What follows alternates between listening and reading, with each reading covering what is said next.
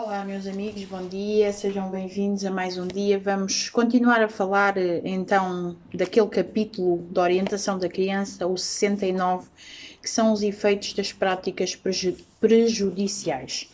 E agora vamos falar, o sexto mandamento é descuidadamente violado. Tirar repentinamente a vida de alguém não é o maior pecado à vista do céu, que destruí-la gradualmente, mas seguramente. As pessoas que sobre si trazem decadência certa, por praticar o mal, sofrerão a penalidade aqui e, a menos que haja completo arrependimento, não serão mais admitidas no céu, além do que aquele que destrói repentinamente a vida, a vontade de Deus estabelece a conexão entre a causa e os seus efeitos. Nós sabemos que os 10 mandamentos é o cumprimento da lei, seja em que medida for, ou seja na lei de Deus, seja espiritualmente, fisicamente, emocionalmente, seja de que aspecto for, os 10 mandamentos são a lei.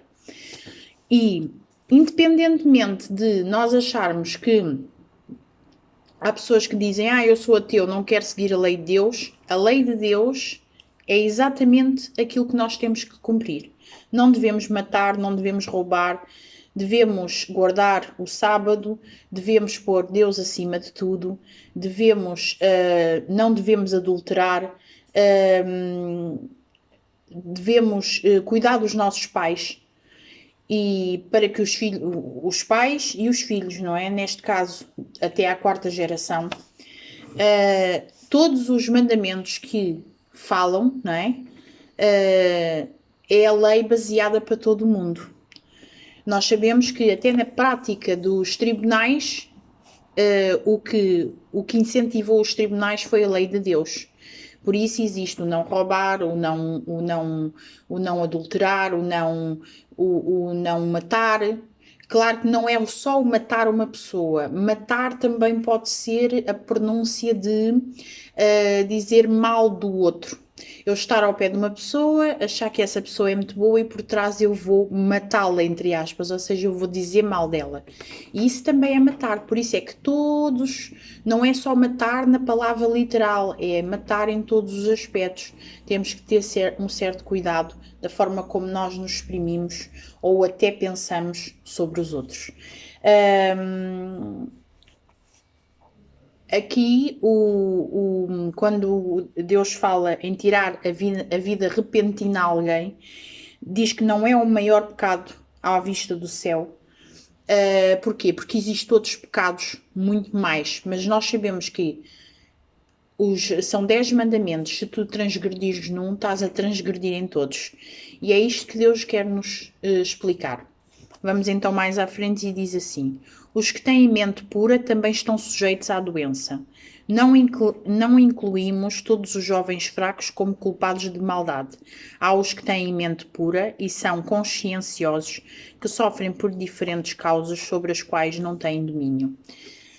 Ou seja, o que é que Deus quer dizer com isto? Quer dizer que há pessoas que são puras de mente, não é?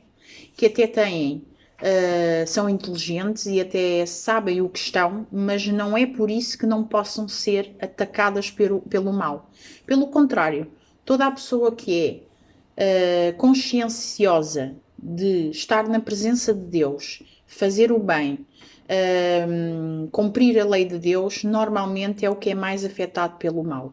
Por isso é que nós devemos ter um certo cuidado e estar sempre ao pé de Deus, seja a estudar a Bíblia, seja a orar, seja a fazer o bem, para que, independentemente de algum mal nos possa afetar, nós não possamos cair ao fundo, não é? E achar que Deus não está ao pé de nós. Isto falo por experiência própria.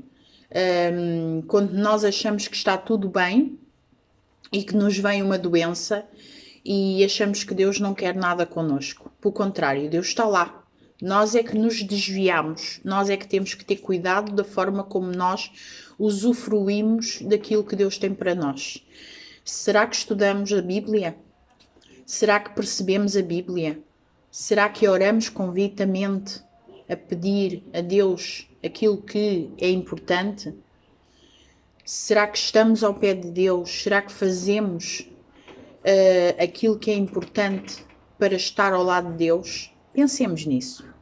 Vamos então falar mais de um ponto que diz: as faculdades mentais são enfraquecidas.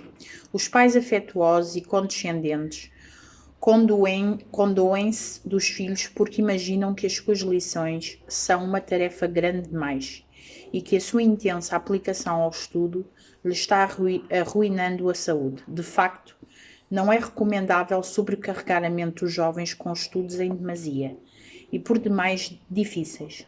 Mas, pais, não considerastes com maior profundidade este assunto do que meramente aceitar a ideia sugerida pelos vossos filhos?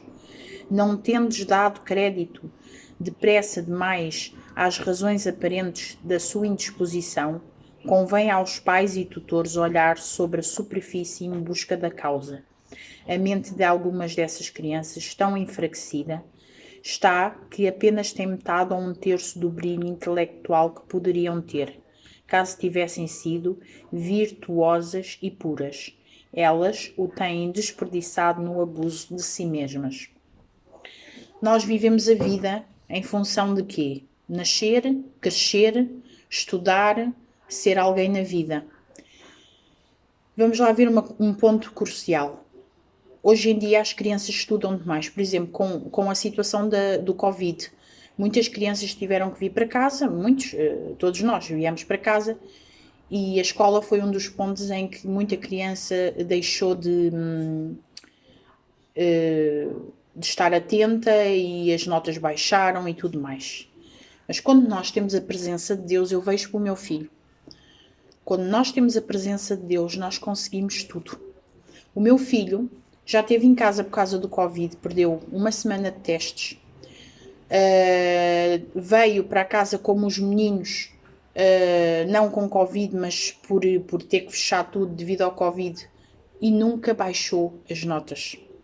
Quando nós acreditamos nos filhos que temos e na convicção de que Deus está acima de tudo e oramos para que Deus possa habitar no nosso lar e na situação em especial da escola, é possível tudo.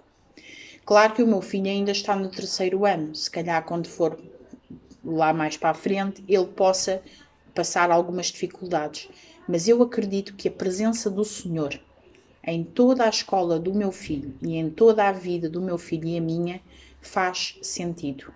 Claro que as faculdades mentais dos nossos filhos estão cada vez mais enfraquecidas. Porquê? Porque cada vez mais têm que estudar. Há muitos jovens que estão na faculdade e acabam por ter uma depressão ou acabam por ter um esgotamento exatamente porque estudam demasiado, porque têm que se aplicar em demasiado.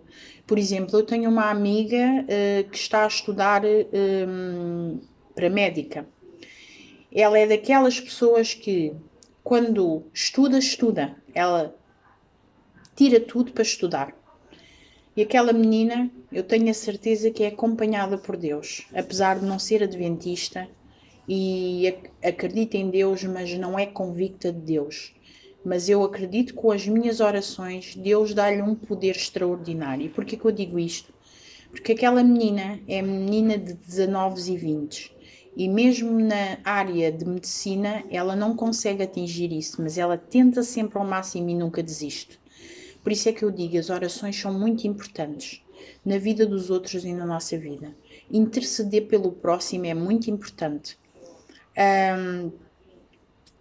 As crianças precisam da ajuda dos pais, precisam convictamente de ter a ajuda dos pais, e é isso que eu faço com o meu filho. Eu não falo dos outros, falo de mim. Eu tento ao máximo, independente da minha condição física ou psicológica, eu tento dar sempre força ao meu filho, para que ele nunca desista. Tem uma nota mais baixa, não faz mal, filho. Vais tentar para ter uma nota mais alta. Tens um comportamento um bocadinho pior, ou para a semana vais tentar ter um comportamento melhor. E a ajuda dos pais ajuda muito para que a criança fortaleça. E a presença de Deus é fundamental para que a criança possa evoluir mentalmente, fisicamente, emocionalmente, em todos os aspectos, espiritualmente. Ficamos por aqui, meus amigos. Estou a gostar muito deste capítulo, espero que vós também, porque isto está-nos a querer falar do que é que nós vamos passar ainda. A vinda de Jesus está próxima, muito próxima, com tudo isto que está a acontecer. E nós precisamos de estar mentalmente e espiritualmente fortes para conseguirmos não ser abalados pelas situações que possam vir aí. Tenham um bom dia. Amém.